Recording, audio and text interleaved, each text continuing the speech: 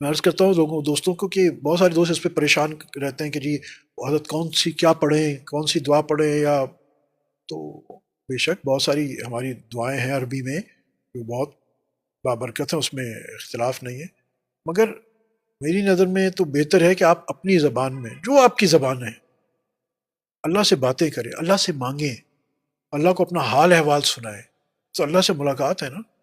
اپنے لیے دوست احباب کے لیے، اور اللہ کو اللہ پاک یہ میرا مسئلہ ہو رہا ہے، یہ ہو رہا ہے، اللہ یہ ٹھیک کرنا ہے، یہ کرنا ہے، اللہ مجھے یہ بھی چاہیے اور یہ بھی چاہیے، اور فلاں کا بھی یہ کام تھا، اللہ جیسے اپنے محبوب سے ایک، یا جیسے ایک بچہ آ کے ماں کی گود میں سب کہہ دیتا ہے نا، اور ساتوں چکر بس دعا اللہ سے مانگتے رہیں،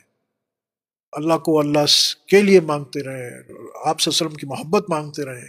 جب جذبہ ہو درود کا تو درود زیادہ پڑھیں، جب کلمے کا آئے تو کلمہ زیادہ پڑھیں۔ عموماً میں لوگوں کو کہتا ہوں کہ کلمے کی بہت کثرت کرو مکہ شریف میں،